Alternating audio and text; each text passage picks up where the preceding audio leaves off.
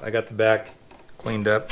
I was just remembering that this rattled when I was tapping it before, and if you notice now I have no rattles, so that's a good thing, a very good thing. So I was just going to start carving this thing out of here, but what I think I'm going to do instead is I'm going to scrape the glue off of this kerf here, and I'm going to make myself a thin veneer, and I'm just going to glue it on top of the kerf and bring it up to the side height, because I just don't know. I don't think I'm going to get that separated there. I'm going to try over here still on the butt end of this thing to get it separated and to clean it up, because it's down so little that it's not measurable really, but at the same time I don't want to sand this heel block down to that depth, so I think I'm just going to let it go. I have a flat block that I use for this. I'm going to just get that and kind of scuff this thing real quick. I don't know how I'm going to stabilize this thing while I'm doing this.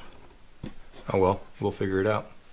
So this thing ended up being a flat block, an edge block, and another edge block with a little finer grit on it.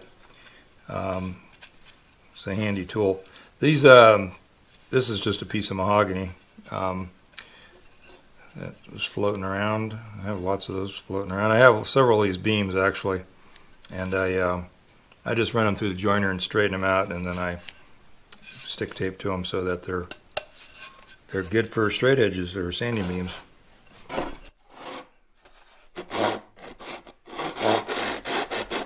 This is going to be really annoying.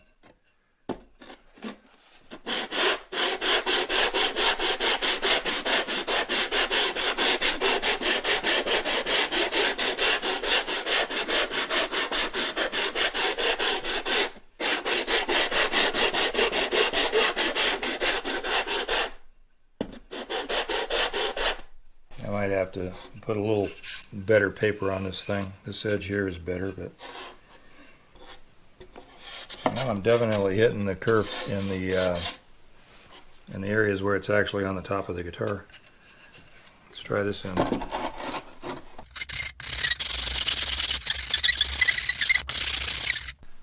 Yeah, I am cleaning it up in places, so that's cool. Not needing much. These big areas like the heel neck block though aren't budging.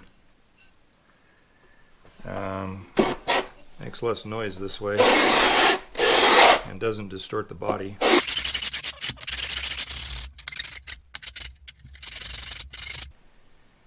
Okay, that's good to know what's going on here. So I kind of have a low spot here.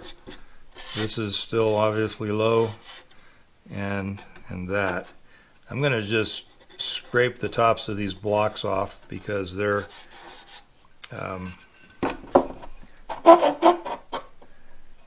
higher than the kerf.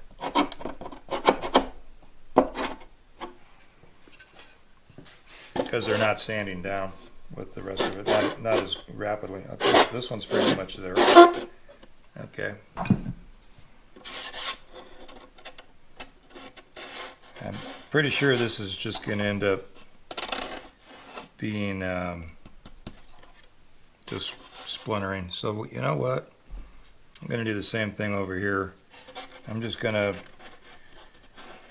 find something thin enough to just laminate on top of this once I get the glue off. And then rather than try to peel that kerf loose, I'll go that route.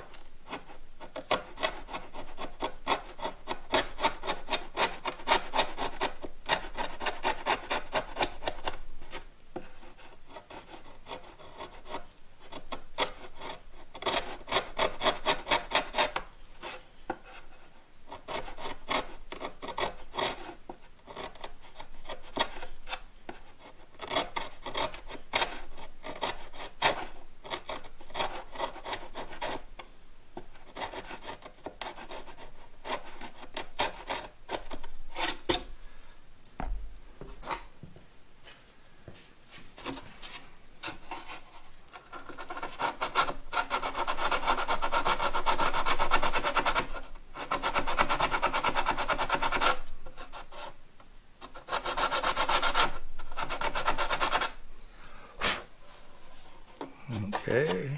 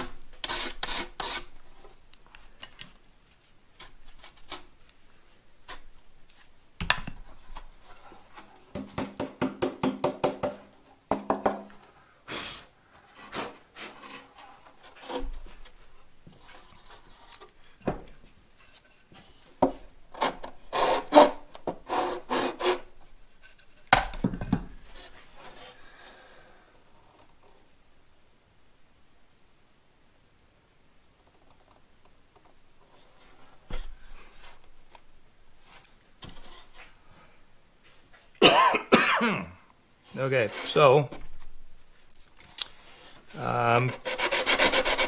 pretty much going to go go find something I can make a little bit of veneer out of for these two areas here, and get that made and glued in, and then we'll be back to sanding.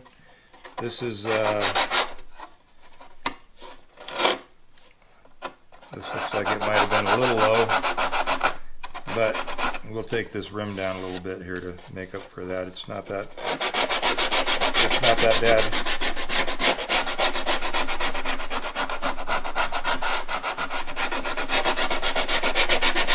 Once we get the glue off, we can make some adjustments.